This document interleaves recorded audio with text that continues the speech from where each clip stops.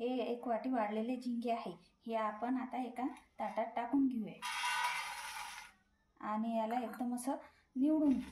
याच्यामध्ये खडे किंवा अशा वाढलेल्या मच्छ्या असतात ते आपण काढून घेऊया। हे बघा, हे अशा असतात, हे आपण अशा बाजूला काढून घेऊया।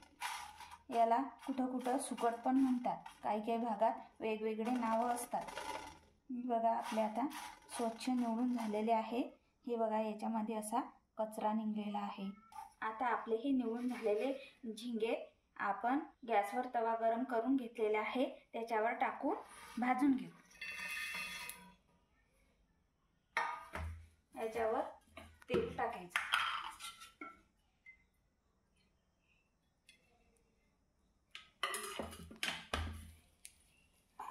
आणि हे चांगले कमी गॅसवर चांगले असे खरपूस भाजून घ्यायचे।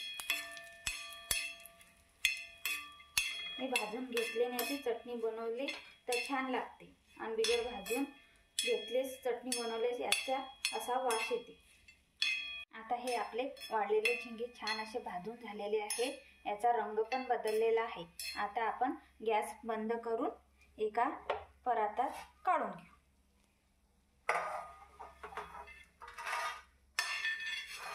छान भाजून झालेले आहे, थोडा वेळ आपण आता याला थंड करून घेऊ। आता मी हे भाजलेले झिंगे एका मिक्सरच्या भांड्यामध्ये काढून घेतलेले आहे, त्याच्यामध्येच मी हे 2 चम्मच चटणी टाकून घेते आणि चवीपुरतं मीठ टाकून घेते। मीठ थोडं कमी टाकायचं, कारण मी या चटणीमध्ये अगोदर मीठ टाकलेलं आहे, म्हणून मीठ कमी टाकते। आणि हे मिक्सरवर एकदम कमी मोडवर फिरून घेते। हे बघा, छान अशी आपली झिंग्याची चटणी झालेली आहे। ही अशा प्रकारे ही चटणी तयार झाली। मी ही एका भांड्यामध्ये काढून दाखवते।